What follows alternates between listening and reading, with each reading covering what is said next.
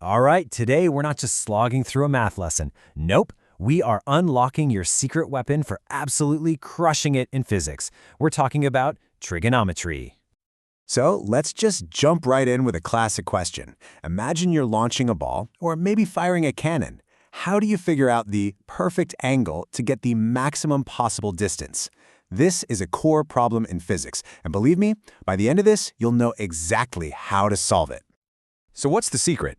Well, the answer isn't really more physics. It's about understanding the hidden language that physics is written in. And that language? It's trigonometry. It's the code that lets us predict how the real world actually works. And that's the key takeaway here. To solve problems like our cannonball launch, you don't need to learn a bunch of new complicated physics. What you really need is a better math toolbox. And today, we're going to build that toolbox, piece by piece. Okay, let's get building. First up are the three foundational tools.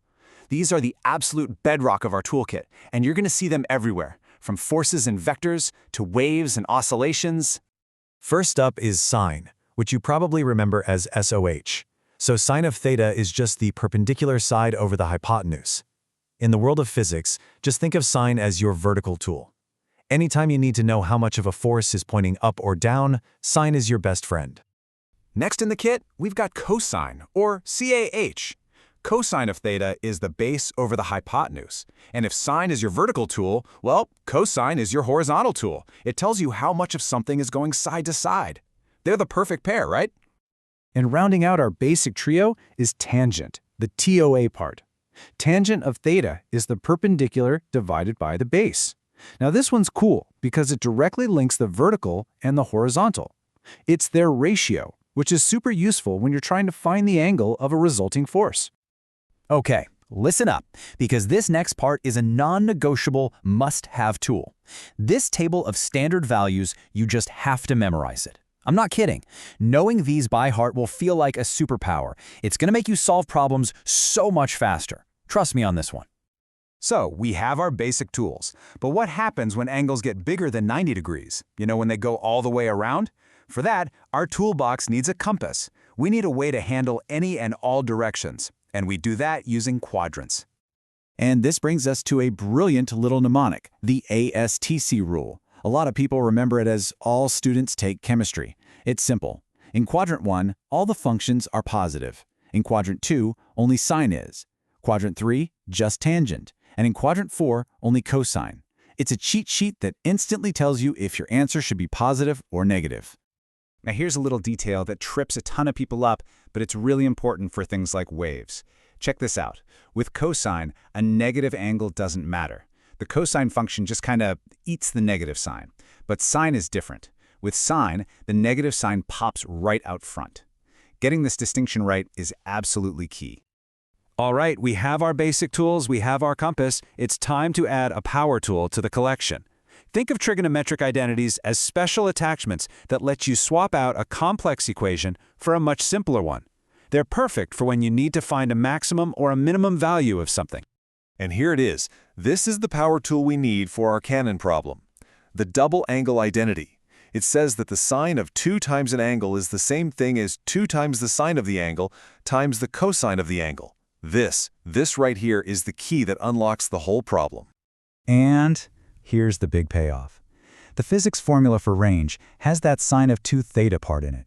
To get the maximum possible range, we need that sine of 2 theta part to be as big as it can possibly be. And what's the biggest value sine can ever have? It's 1. And when does sine equal 1? When the angle is 90 degrees. So, if 2 theta has to equal 90, then our launch angle, theta, must be 45 degrees. And there you have it, problem solved. Okay, one last tool. And this one is a bit of an insider secret. It's a shortcut that physicists use all the time to make ridiculously hard problems way easier. It's called the small angle approximation. The rule is just so powerful. It says that for very small angles, and this is the important part, they must be measured in radians, the sine of that angle is basically equal to the angle itself. This amazing trick lets you turn complicated trig into simple algebra. It's a game changer. Still not convinced? Okay, let's look at the actual numbers. Take a small angle, like 5 degrees. If you convert that to radians, you get about 0.0873.